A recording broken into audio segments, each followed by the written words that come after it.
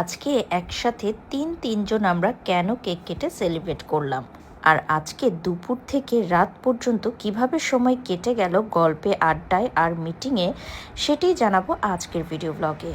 Hello viewers, আসসালামু আলাইকুম। প্রথমে আপনাদেরকে ওয়েলকাম করছি। এত সুন্দর সুন্দর কেক, এগুলো হচ্ছে অ্যাঞ্জেলস বেকারি থেকে আমাদের তিনজনের জন্য কেক পাঠানো হয়েছে। আমাদের তিনজনেরই জন্মদিন কিন্তু কাকতালীয়ভাবে নভেম্বরে, এবং আমরা কেউই কিন্তু একসাথে বার্থডে সেলিব্রেট কখনোই করতে পারিনি। ফর দ্য ফার্স্ট টাইম আমরা সব নভেম্বর রেইনরা কিন্তু বার্থডে সেলিব্রেট করছি।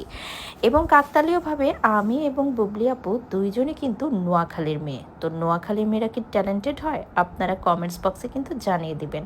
তো আজকে বুবলি আপুকে মাশাল্লাহ অনেক সুন্দর লাগছিল, এবং একই সাথে কিন্তু আজকে আপুর দুটো কাজ ফাইনাল হয়ে গেল, একটা ফ্যাশন শো এবং আরেকটা ডান্স।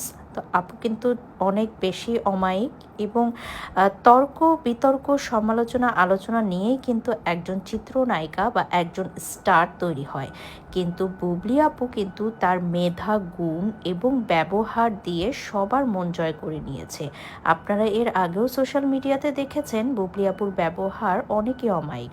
আজকে কিন্তু সেটি আবারও প্রমাণ পেলাম আমরা সবাই। আর দেখতেই পাচ্ছেন এত সুন্দর একটা ভিউ। তো আমি বললাম যে আপু আপনার কিছু ক্লিপস নিয়ে নেই।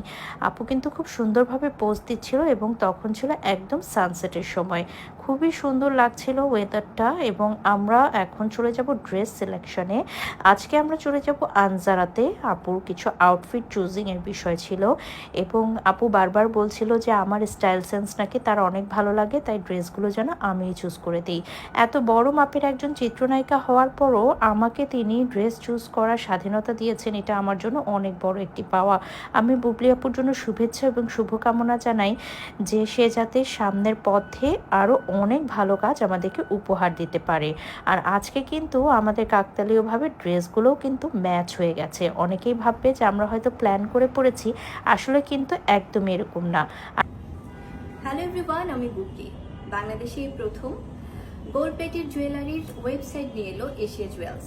আর এশিয়া জুয়েলসের এই গ্র্যান্ড লঞ্চিং প্রোগ্রামে আমি থাকছি চিফ গেস্ট হিসেবে। আপনারা সবাই চোখ রাখুন এশিয়া জুয়েলসের ফেসবুক পেজ।